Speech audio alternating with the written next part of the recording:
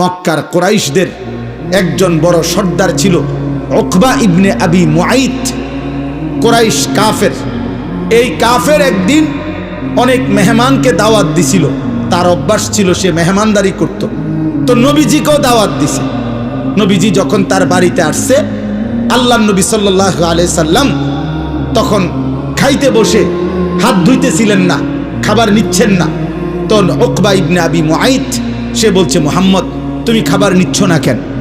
তখন আল্লাহ নবী বললেন, চাচা আমি ততক্ষণ পর্যন্ত আপনার খাবার নেব না যতক্ষণ না আপনি আমার কালেমা না পড়বেন। তো উকবা ইবনে আবি মুআইত সে মনে মনে ভাবল, এখন যদি আমি কালেমা না পড়ি আর মুহাম্মদ যদি আমার ঘর থেকে না খেয়ে মেহমান ফিরে যায়, তাহলে এটা গোটা আরবের মধ্যে নিন্দা হবে, মানুষের মধ্যে কুৎসা রটনা হবে যে উকবার বাড়ি থেকে মেহমান না খাইয়া চলে গেছে। আরব দেশের মানুষ মেহমানদারি যুগ যুগ ধরে তাদের ঐতিহ্য ছিল। মেহমানকে ফিরাইয়া দেওয়া তারা খুব লজ্জা মনে করত, ভীষণ লজ্জা। এখনো আমরা এই মক্কা মদিনায়, আমরাও হজ উমরায় দেখছি বারবার আরবীয় মানুষের মধ্যে মেহমান নামাজি খুব বেশি, মেহমানদারি। তো উকবা চিন্তা করছে, মুহাম্মদ তো মেহমান আমার, ফিরে যাবে না খাইয়া, আর এটা তো লজ্জার বিষয়। এই জন্য আল্লাহ নবী সাল্লাল্লাহু আলাইহি সাল্লামকে খাওয়াইবার লাইগা কালেমা পড়ে ফেলছে। কালেমা পড়ছে আর কি। নবীজি খাইছেন। তো নবীজি খাওয়ার পরে নবীজি সাল্লাল্লাহু আলাইহি সাল্লাম যখন চলে গেলেন, তখন এই উকবা ইবনে আবি মুআইতের বন্ধু উবাই ইবনে খালফ, উবাই এই কাফের সর্দার আরেকটা বেঈমান, এই বেঈমানে তারে ধরছে যাইতা, দোস্ত আজ এতদিনের সম্পর্ক বন্ধুত্ব, সেই ছোট্টবেলার থেকে আমরা একসাথে বড় হইলাম, আমরা তোমার সাথে চলি ফিরি, লাকাদ সাবাআতা, তুমি আজ ধর্ম ত্যাগ করলা, তুমি আমাদের বাপদাদার মুখে চুনকালি দিয়া দিলা। আমরা এতদিনের বন্ধুত্ব, একসাথে চলি ফিরি, একসাথে মদ খাই, জুয়া খেলি, একসাথে নাচি গাই, ফুর্তি করি, একসাথে জিনা করি, ব্যভিচার করি, অসভ্যতার সব আমরা একসাথে করি। আজ কথা নাই বার্তা নাই, মুহাম্মদের কালেমা পড়ে ফেললা। উকবা ইবনে আবি মুআইত বলল, তোমরা তো দেখছো, সে যদি না খেয়ে যেত তাহলে তো আমার বেইজ্জতি, মেহমান আমার ঘর থেকে ফিরে গেছে, এই জন্য আমি না পারতে কালেমা পড়ছি। উবাই ইবনে খালফ সে তখন তাফসিরে আছে, সব তাফসিরে এটা আছে, সে তখন বলছে, উকবা তাহলে যদি আমাদের মধ্যে বন্ধুত্ব থাকতে হয়, এই বন্ধুত্বের দাবি নিয়ে বলতেছি, তুমি যতক্ষণ পর্যন্ত মুহাম্মদের কালেমা মুহাম্মদের কাছে ছুড়ে না দিয়ে আসবা, প্রত্যাখ্যান না করবা, আমাদের বন্ধুত্ব থাকবে না। নাউজুবিল্লাহ। তখন উকবা বলছে, তাহলে আমারে কি করতে হবে দোস্ত? বলছে, মুহাম্মদ এখন যাইবা, যে অবস্থায় আছে ওই অবস্থায় নাউজুবিল্লাহ তার কপালে থুতু দিয়া তার কালেমা তারে ফেরত দিবা।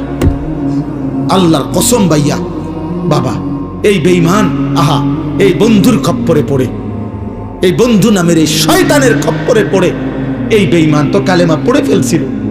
কিন্তু সে গিয়া আল্লাহ নবী সাল্লাল্লাহু আলাইহি সাল্লাম তাফসিরে আছে, তখন কাবা শরীফের পাশে নবীজি তখন নামাজের সেজদা দিছেন, সেজদারত অবস্থায় নবীজিকে সে থুতু মেরে নবীর কালেমা নবীকে ফেরত দিছে, বন্ধুত্ব টিকাবার জন্য। আল্লাহ তাআলা তখন এই আয়াতগুলো নাজিল করেছেন এবং আল্লাহ তাআলা তখন এই কথাটা বলছেন, হায় নাফরমান, কি করলাম? সেদিন কিয়ামতের দিন আফসোস করবে, সেদিন কি পরিমাণ আফসোস করবা যে আহা কি করব। এই দেখেন, এবার তর্জমা শুনেন, কাইলে কথা শেষ। ওয়ায়াউমা তাশাক্কাকুস সামাউ বিল গামাম ওয়া নুজ্জিলাল মালাইকাতু তানজিলা। আল্লাহ তাআলা বলেন, হাসরের মাঠ যখন কায়েম হবে, তখন পায়ের নিচের জমিন আর উপরের আসমান, তো উপরের আসমান মেঘমালায়, মেঘ সাদা সাদা চাকা চাকা মেঘ না, এই মেঘমালায় আসমান ভরে যাবে। আর এই মেঘের ভিতর থেকে হাসরবাসীরা, মানুষরা সবাই তাকিয়ে দেখবে, অনুজ্জিলাল মালাইকাতু তানজিলা, কোটি কোটি ফেরেশতা মেঘ ভেদ করে যেন আসমান থেকে জমিনে নামতেছে, হাসরের মাঠে নামতেছে। প্রত্যেকে এই মানুষগুলোর আমলনামা হাতে নিয়ে আল্লাহ তাআলার সামনে এসে পুরা হাসরের মাঠে অবস্থান করবে। আল্লাহ বলেন, চারিদিকে যখন কোটি কোটি ফেরেশতা দাঁড়ানো দেখবে হাসরবাসী, 1 2 নাম্বার ওয়াজিআ ইয়াউমাইদিন বিজাহান্নাম, জাহান্নামকে সামনে দেখবে। ওয়াজাআ রাব্বুক, আল্লাহ বলে তোমার রব আল্লাহ তিনি নিজেও কুদরতি সিংহাসনে কুদরতি ভাবে আসবেন, তিনি উপস্থিত থাকবেন। ওয়াল মালাকু সাফফান সাফফা, কোটি কোটি ফেরেশতা সারিবদ্ধভাবে দাঁড়িয়ে থাকবে। এই সময়ের হাসরের ময়দানের এই চারদিকের দৃশ্য দেখে আল্লাহ তাআলা বলেন ওয়া কানা ইয়াওমান আল মুলকু ইয়াউমাইযিনিল হাক্কু লির রহমান, সেদিন একমাত্র মালিকানা, সেদিন একমাত্র সিদ্ধান্ত দেওয়ার ক্ষমতা, একমাত্র ফয়সালা বাদশাহী সত্যিকার ভাবে শুধুমাত্র আল্লাহর জন্য থাকবে। আল্লাহ বলেন ওয়া কানা ইয়াওমান আলাল কাফিরিনা আসীরা, হায় সেদিন নাফরমান পাপী আল্লাহর বেঈমান দুশমন বান্দাদের জন্য বড় কঠিন।